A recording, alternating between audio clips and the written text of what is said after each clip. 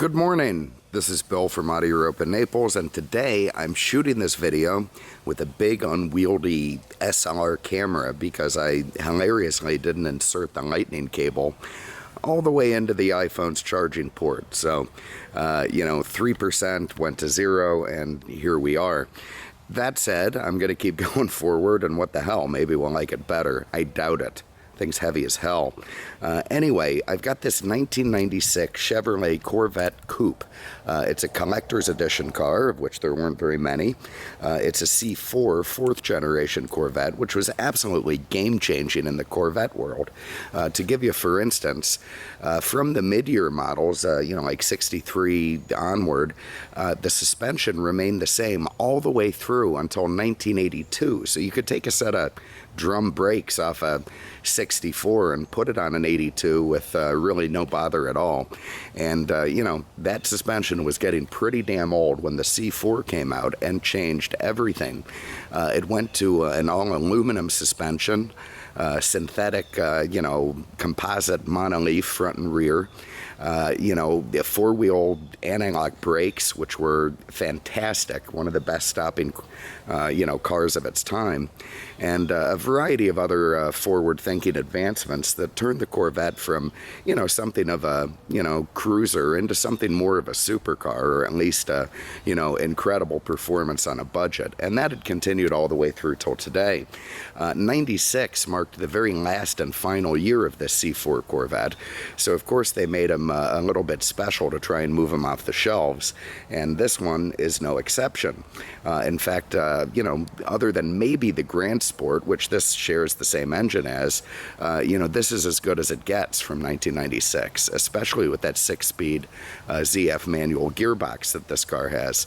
It has an LT4, which is an upgraded, LT1 engine. It uses aluminum roller rockers, for instance, a high-flow intake, bumps the horsepower all the way up to 330, which was a pretty impressive performance figure for 1996. It uses things like a Dana 44, aluminum housing rear end, where, the standard cars had a Dana 36. So just a variety of fantastic performance tweaks on this car that make it pretty damn cool and pretty damn special. Now, I could be a bit biased because, again, this was a car of my youth, and when it came out, it was, poster on the wall kind of thing. But I think it's a great-looking Corvette. I know the C4 historically hasn't aged as well as some of the other ones, but I think that'll change, and I think, a Corvette is a Corvette is a Corvette, and people are going to love them and want them. And frankly, I love this car, and I do kind of want it, so that is holding true. This is a one-owner car. It's got, I think, miles under 100, about 94 on it. It's been very, very well kept. These things didn't have the highest build quality, so, the way that this car is still all very nice and all very together shows you that it's had pretty loving ownership. It's finished in a very conservative metallic silver outside. It's got black leather inside, fantastic color combination. It's got very nice big 17-inch wheels with Goodyear F1 radials on there, of course, four-wheel disc brakes, and all original paint around the car. So very nice in many ways. Let's start inside the trunk, or the hatch, I should say. Interesting spot for the panel release. Right there, you can see the the rams are still good. It brings the, I'm sure they've been replaced, brings the hatch right up. Now, this thing does have two tops. It's a nice option on the car. So you've got this very lovely, clear, plastic top that goes there. Then you've got the fiberglass one if you want to, not let the sun in.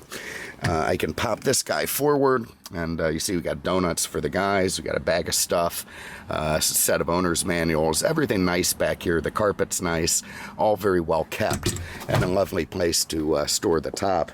Now, if you put that top in your garage, or one of them, then of course you'll be able to store the one that's on the car there, and you can turn this thing into a targa and let in the outside weather.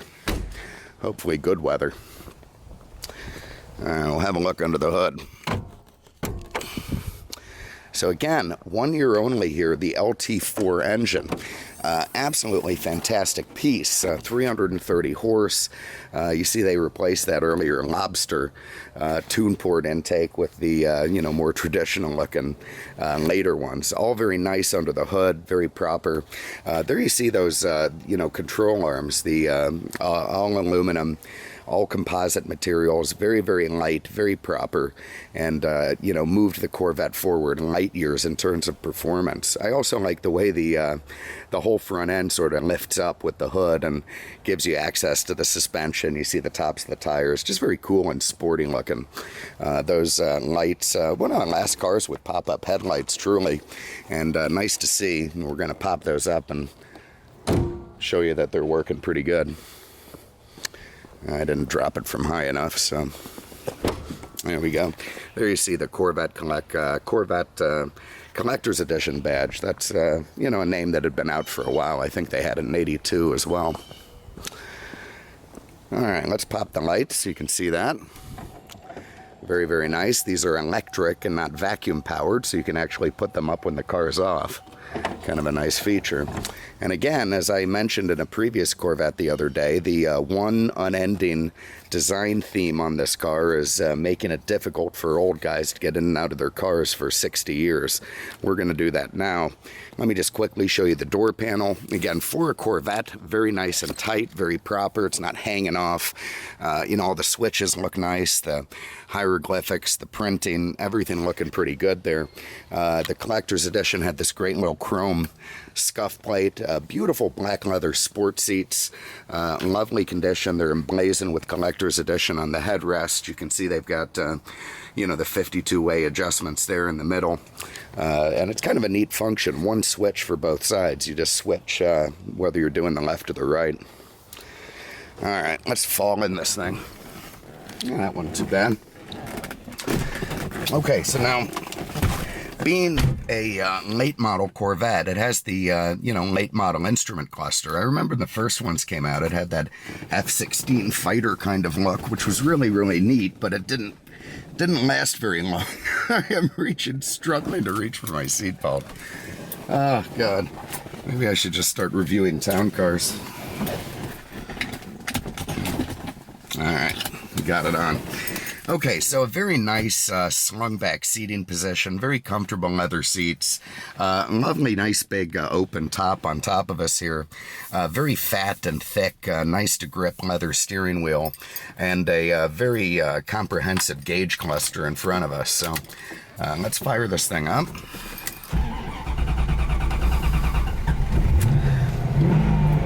Very nice free revving engine. You see everything comes to life. You've got your tach over there on the left. You've got your oil pressure, your water temp, everything very nice and proper in front of you.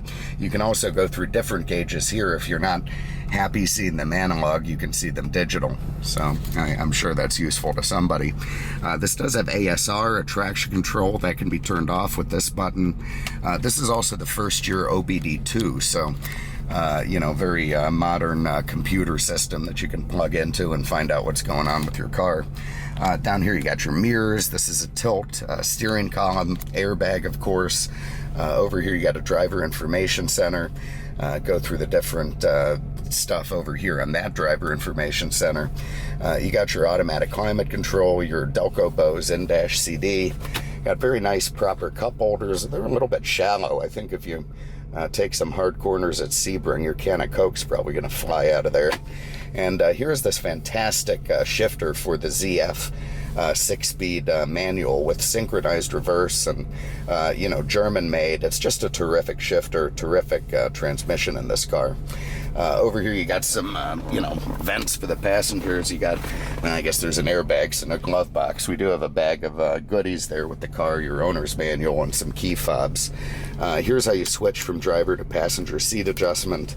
And here you got a pretty standard glove box. This is the great little snap-on tool that they give you to remove the soft tops. I know all that. It's an ashtray. There's a bunch of bag and little stuff in here. This is the kind of stuff, that's nice. You see the way the original owner just sort of bagged his things and kept it as they fell off the car. Oh, I'm kidding. That's the ashtray that goes in here if you need one. All right, let's go for a spin. So it's got a Jaguar style parking brake that you pull up, pinch and release. So it's always down whether the car is engaged or not, or the brake is engaged or not. That makes it easier to get in and out of a little. And away we go. I like taking these low dips on a heavy turn so we don't scrape the front end, which we still scraped that little bottom piece a little bit. Sorry about that. And away we go. So, you know, most of the earlier C4s were kind of duds. I mean, they were great cars, again, for their day, but, you know, the Toyota Camrys, frankly, had more horsepower today than those things had back then. But this C4, this final LT4 powered one is a little bit of a anomaly because it has, you know, really a modern horsepower number. So I can turn my traction control off there. Let's see if I can get that right.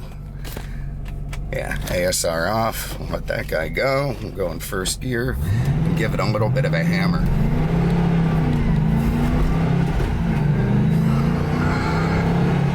All right, as you can see, plenty of pep. You know, goes down the road just fine. Very nice horsepower figure. In fact, it had well more than a 911 of the same vintage. And, you know, that was, of course, its eternal enemy. So that was a nice jogger. Anyway, here it is, 96 Chevrolet Corvette. Let's do that again a little. Oh, I want to get to terrify the neighbors.